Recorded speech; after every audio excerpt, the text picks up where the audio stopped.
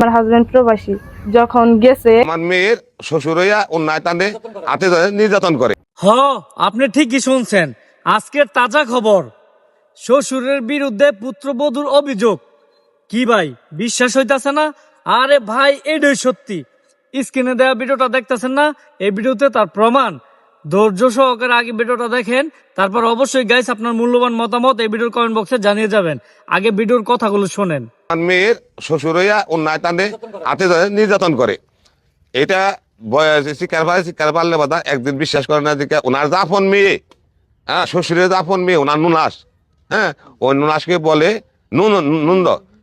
নুন দেখে বলে তোমার আব্বা আমার সাথে এরকম করে খারাপ ব্যবহার, তোমরা বিশ্বাস করবা না, আজকে আমার বগল হবা। দেখা গেলে হইছে, হইলে বাদা রাতে ধর 1-1:30 বাজে বাসলে বাদা, মানে উনি আমার মেয়ে এই সাইডে হয়েছে আর ওনার মেয়ের এই সাইডে হয়েছে।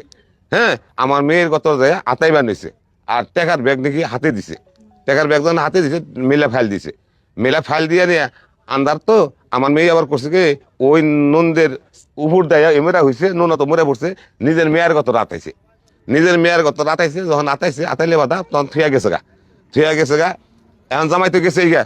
হ্যাঁ এরকম নির্যাতন যেরকম করছে করলে আমার কাছে তো মেয়ে বলছে, এর কাছে বলছে, বলার পরে আমি মেয়ে আটকাইছি নামাজের আজকে 1-1.5 মাস ধরে মেয়ে আটকাইছি, মেয়ে না 1-1.5 মাস ধরে আটকাইলে বাদা তাদের নাতিন আছে, হ্যাঁ 20 মাস 22 মাস বয়স, ওই নাতিনের জন্য সকাল আসে বিকাল আসে, সকাল আসে বিকাল আসে, বউ নেওয়ার কথা কয় না, হ্যাঁ সকাল আসে বিকাল আসে, জামাই খারাপ ভাষা বলে।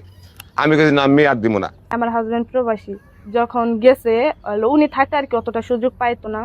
তো যখন গেছে যাওয়ার পরে ওই সময় আমার ননদেরও বিয়ে হয়ে গেছে, এখন বাড়িতে মহিলার মাঝে আমি আর আমার শাশুড়ি থাকি, আর একটা দেবর থাকে, ও সারাদিন কাজই তো করে, রাত হলে এলো আর কি বাসায় আসে। আর আমার দেবর একটা আছে, উনি বেরতে, তাই আমি বলছি যে আব্বু আমি বাহিরের খোপে থাকি, পরে কয় না তোমার বাহিরের খোপে থাকার যাবো না। এর জন্য সে কি করলো, ওনার ছোট ছেলেরে বাহিরের রুমে দিয়ে দিল, আর উনি ওই রুমে শুইলো, জানি ছিটকে কইলো আমার রুমে আসতে পারে। এই বইলা পরে আমি আবার ভিতর থেকে কি করছি, ইট দিয়ে লাগাই দিছি, দেন উন্নাতে এইভাবে অনেক কষ্ট করে ওইখানে আর কি লাগাই দিছি যেন না আসতে পারে। পরে লাগাই দিয়ে দেওয়ার পরে বলে যে আম্মু জাপটা গুছাও, তখন বাজে রাত 10টা। আমি পরে বলছি আচ্ছা গুছাইতেছি। পরে গুছাই বলে যে আম্মু আমার অনেক খারাপ লাগতেছে, একটা ওষুধ আছে আমি পরে এসে খেয়ে যাবো। বলছি তাহলে আব্বুটা নিয়ে যান আপনি।